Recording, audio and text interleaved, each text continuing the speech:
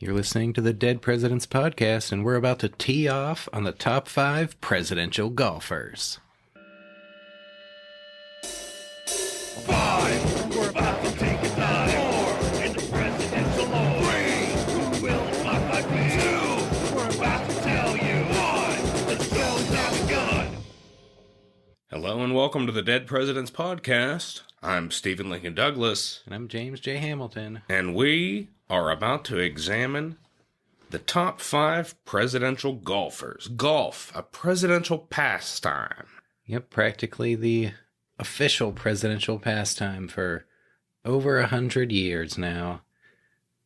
Many, if not almost all presidents have engaged in it. That's just it. From a certain point on, golf was the game of the presidents. And some presidents have excelled at it more than others. Indeed, as we'll look at in this, the top 5 presidential golfers. Number 5. Richard Nixon. Richard Nixon got out on the golf course a lot during his presidency. He's estimated to have played between 800 and 900 rounds of golf. That's it. And this is up to a certain point. Once the protests over Vietnam and all of that was going on, he removes a putting green on the White House lawn that had been installed by Dwight Eisenhower. And he doesn't play so much anymore after that, but to cram in 800 to 900 rounds before that time shows his affinity for the game. Pretty impressive. He's supposed to have been pretty good. Said to have shot under 80 at times, and I read something that said he got a hole-in-one once. There you have it. And Nixon is also going to go on to build a 3-hole course at his home post-presidency, but during the presidency, he's getting some golf in up to a certain point, and he advocates a policy known as golf ball diplomacy. And this is in order to advocate building stronger U.S.-Japanese economic ties. So, incorporating the game of golf into politics itself is Nixon. That's pretty cool. Yeah, nowadays golf, known as a activity when businessmen can get out there and cut some deals while enjoying themselves. Nixon bringing it international. That's it, and we'll talk about some presidents that decided to pursue political business on the green as we move on here with our top 5 presidential golfers. Number 4. Gerald Ford. Gerald Ford was number 1 on our top 5 most athletic presidents. That's it. He was, of course, a legendary football player, but just generally all around pretty athletic and brought that prowess to the golf course as well. And that's just it. He's a better golfer than many people believe. He regularly breaks 90. However, just like the whole Chevy Chase thing, Ford becomes known for hitting spectators with golf balls. Bob Hope will joke, quote, "It's not hard to find Jerry Ford on a golf course. You just follow the wounded." Ford himself will joke that, quote, "I know I'm getting better at golf because I'm hitting fewer spectators." Ford, he appeared on Saturday Night Live. He jumps in on the joke here, but a little bit overblown.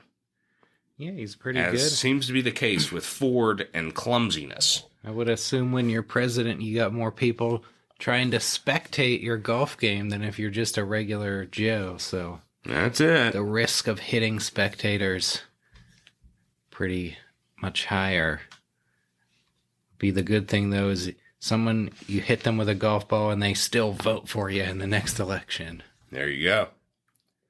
Ford is the first president to join the United States Golf Association, the USGA, and one time he outdrove Arnold Palmer and Gary Player.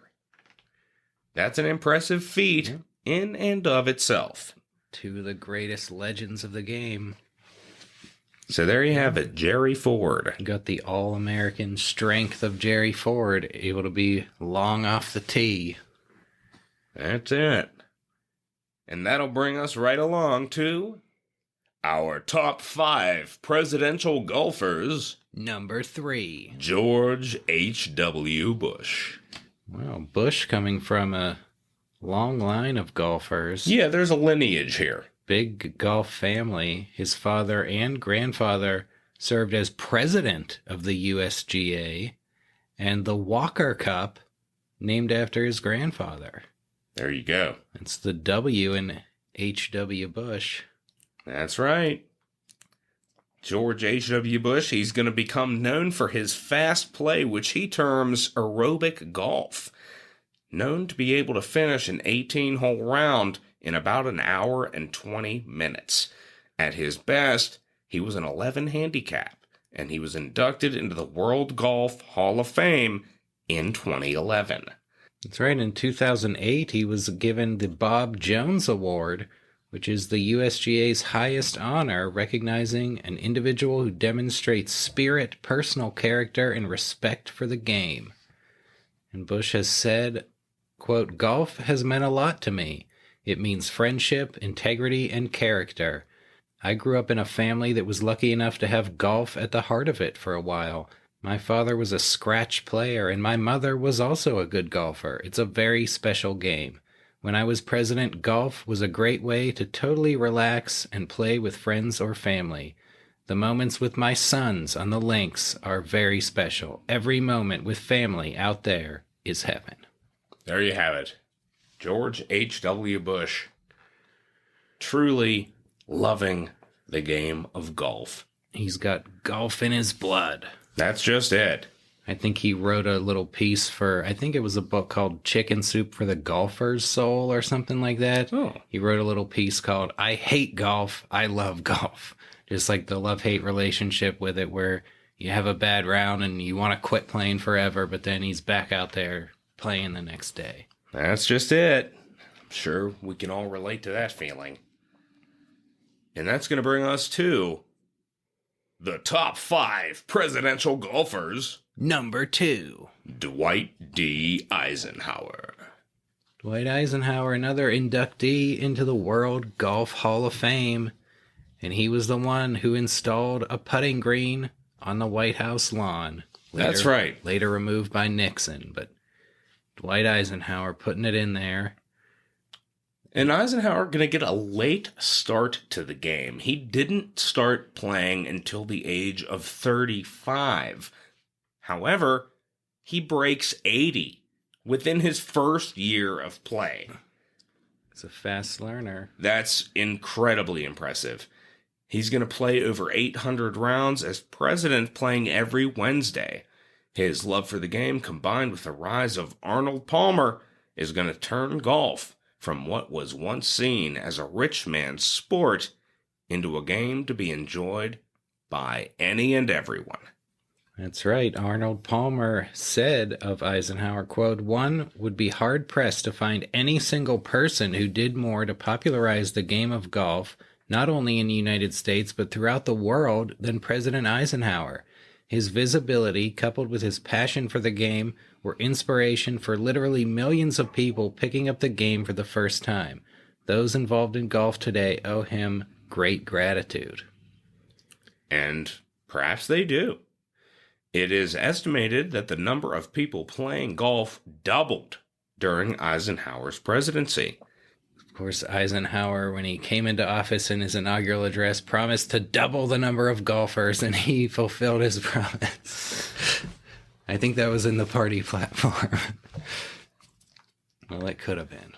And then, of course, you have the legendary tale of February 6, 1968, at the Seven Lakes Country Club in Palm Springs, California, where Eisenhower shoots a hole-in-one on a 104-yard par 3. The culmination of a storied golf career. That's just it. And how could you top that? Well, let's find out as we proceed on our top 5 presidential golfers. Number 1. Donald Trump. Well, he's the only presidential golfer who actually owns 19 golf courses. That's it. It's hard not to put Trump number 1 here, people. He really, really loves the game of golf.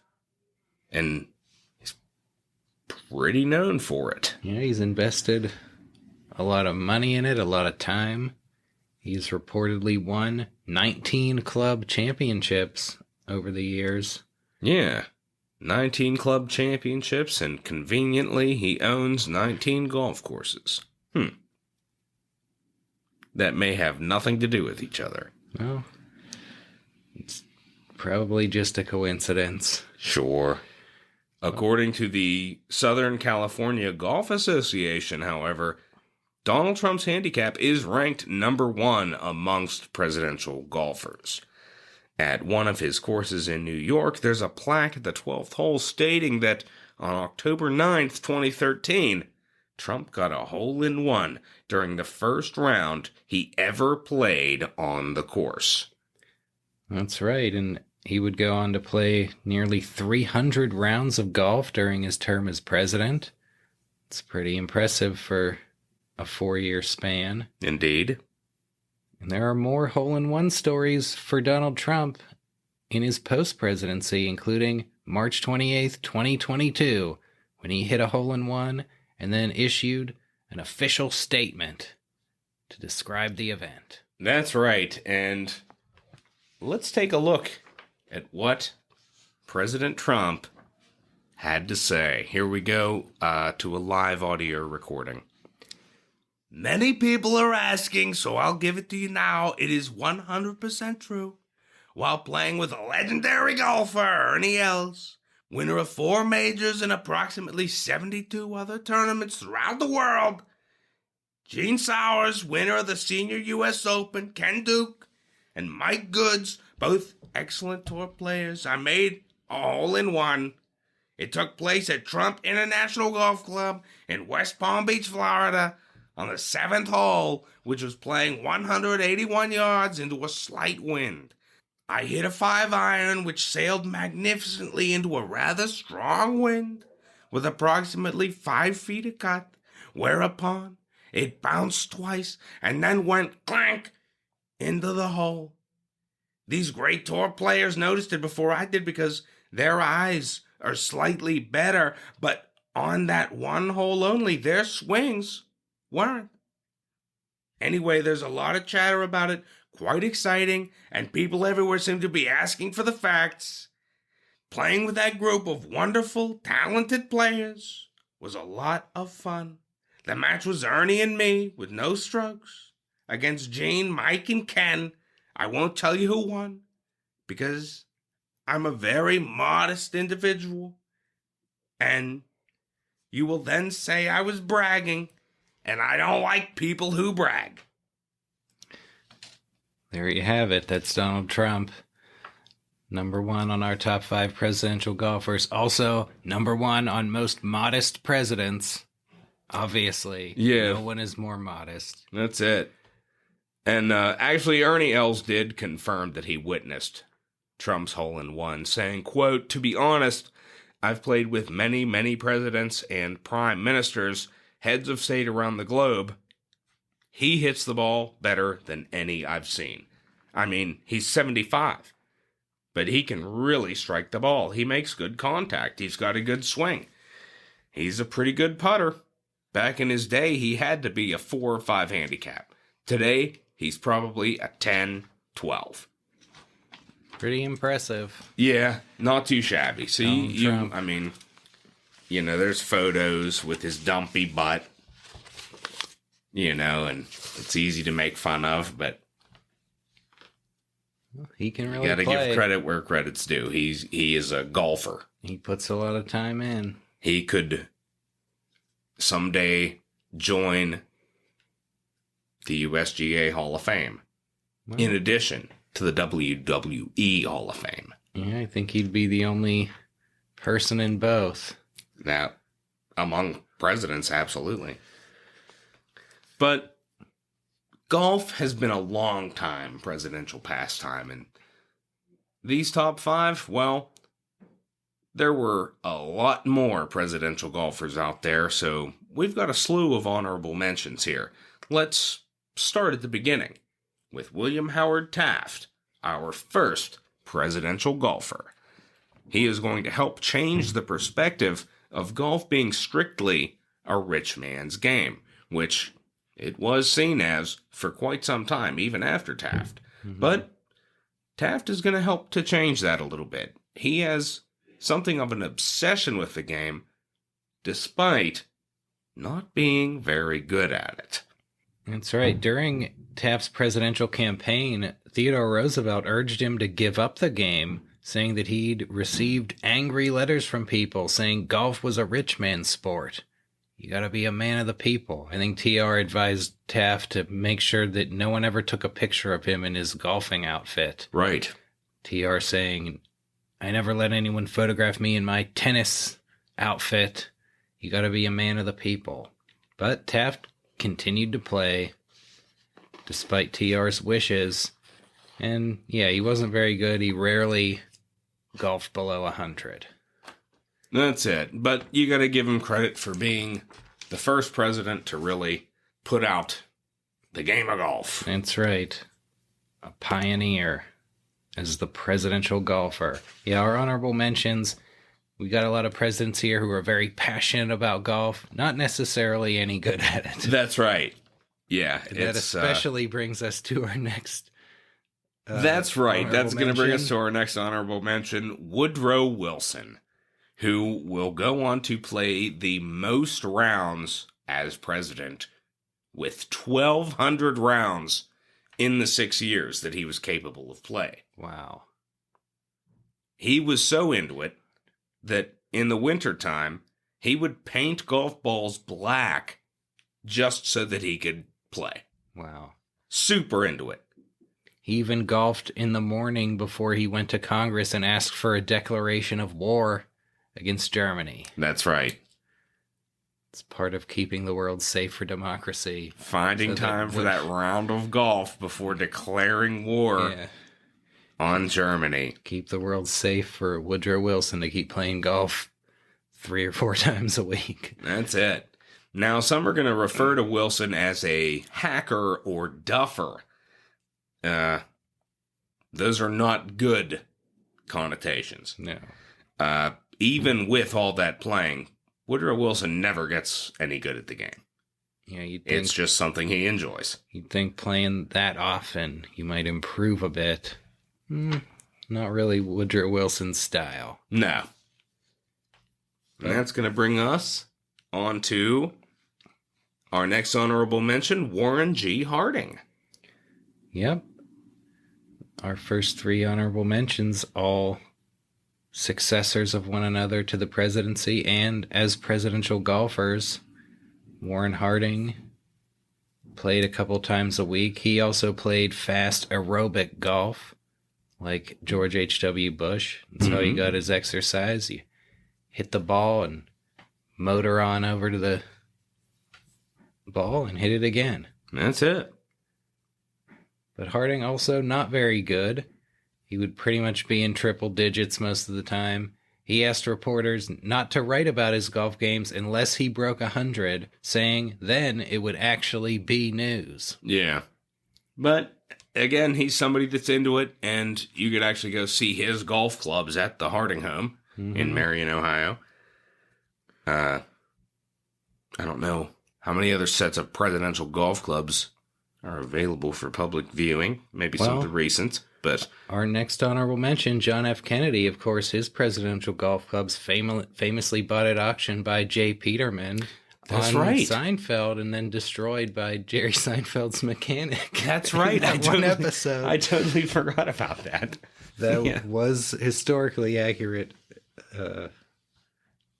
depiction of the fate of the Kennedy Golf Club. That's right.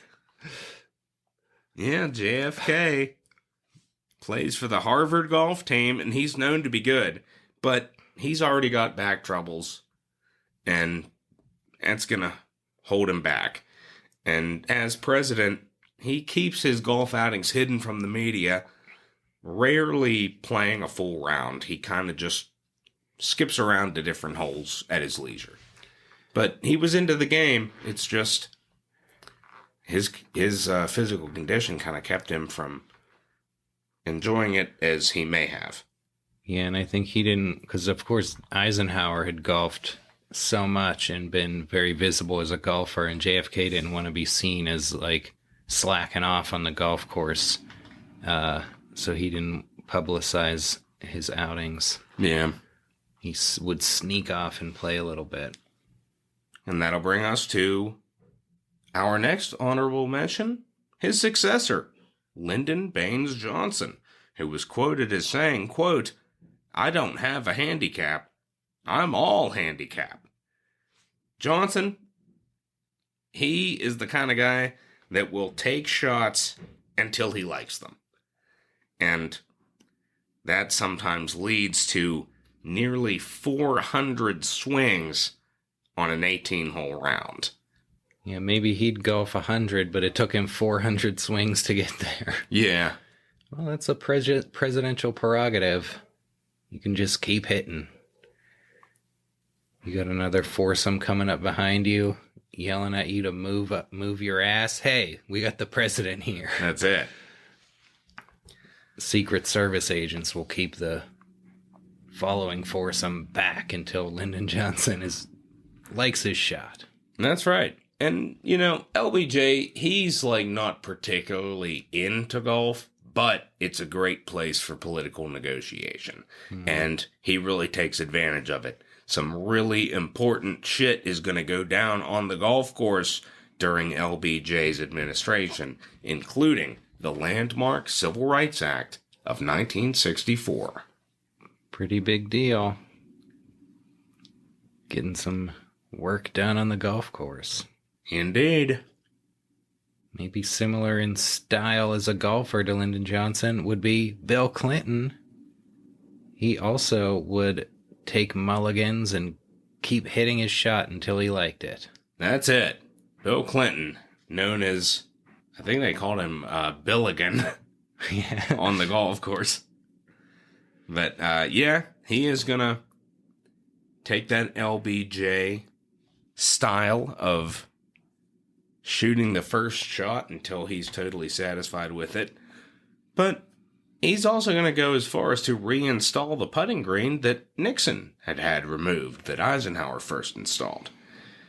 Clinton will host the PGA Tour's Humana Challenge in Palm Springs, joining George H.W. Bush, Bob Hope, and Gerald Ford in the Presidential Pro-Am. So, into the game. Yep. As was his successor, George W. Bush. Indeed. Of course, coming from that classic golfing family. Maybe not as great a golfer as his father, but he was into the game. But he also famously gave up playing golf after the war in Iraq began. Yeah, that's it. There was that criticism over that clip of him saying, you know, that he got asked a question on the golf course and he kind of answered it in a sort of flippant way and then said, "Now watch this drive." Yeah, he didn't. And after that, he kind of stopped playing for a spell. Yeah, he didn't feel it was right for him to be out there enjoying himself on the golf course while our boys were out there fighting and dying. Yeah, not a great look. But after he leaves the presidency, he goes on to establish the Warrior Open to honor servicemen. And in 2019, at the age of 72, he scores his first hole-in-one. Another epic presidential hole-in-one. That's right. There have been quite a handful over the years. Indeed. And finally, that's going to bring us to our last honorable mention, Barack Obama, who was the first left-handed presidential golfer. That's right. And he would play about 333 rounds of golf during his term as presidency. That's it. And of course, our number one on this list criticized him pretty heavily for the amount of time he spent on the golf course, although Trump pretty much does the same amount in half the time. That's right. So, You gotta say that. Well, that's why Trump's number one and Barack Obama's just an honorable mention. Indeed. Donald Trump devoting himself to golf. That's right. And that's going to bring us to the end of our top 5 for this week. We hope to catch you next time with another exciting and informative top 5 here on the Dead Presidents Podcast, for which I'm Stephen Lincoln Douglas. And I'm James J. Hamilton. Thanks for listening.